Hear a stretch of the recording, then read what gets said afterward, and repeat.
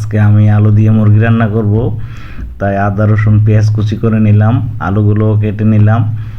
আদা রসুন পেঁয়াজকে আমি এখন পিষে নেব, যেহেতু আমার ব্লেন্ডার নেই, ব্যাচেলর জীবন, তাই এগুলো পিষানোর পর পিষিয়ে নিলাম, রেডি করলাম। আমি আগেই বলে দিচ্ছি, আমি কিন্তু আলুখোর, আলু একটু বেশি খাই, তাই আলুটা একটু বাড়াই দিলাম। এই মুরগিকে ফ্রাই করে নিচ্ছি, আপনারা দেখতেই পারতেছেন। তারপর আস্তে আস্তে আমি সব কিছু রেডি করব, আপনাদেরকে দেখাবো আমি কিভাবে রান্না করি বা আপনাদের সাথে শেয়ার করতেছি। হলুদের গুঁড়া, মরিচের গুঁড়ি এবং লবং দিয়ে নেড়ে চেড়ে নিলাম।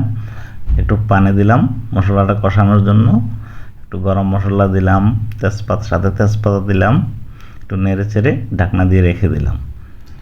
তারপরে কিছুক্ষণ পর ঢাকনাটা উঠালাম।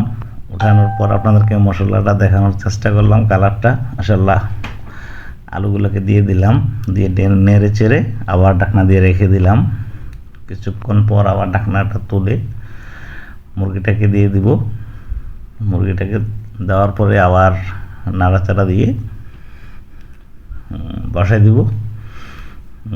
চেষ্টা করতেছি আপনাদের মাঝে শেয়ার করার জন্য, অবশ্যই আপনারা দেখতে পাচ্ছেন। এটাকে রেখে দিলাম।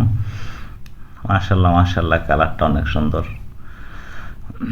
যাক, একটু পানি দিয়ে জলটা বাড়ায় নিচ্ছি, ঢেকে রেখে দিলাম, আগুনটা বাড়িয়ে দিলাম। ফাইনালি আপনাদেরকে এখন দেখাচ্ছি আমার রান্না শেষ।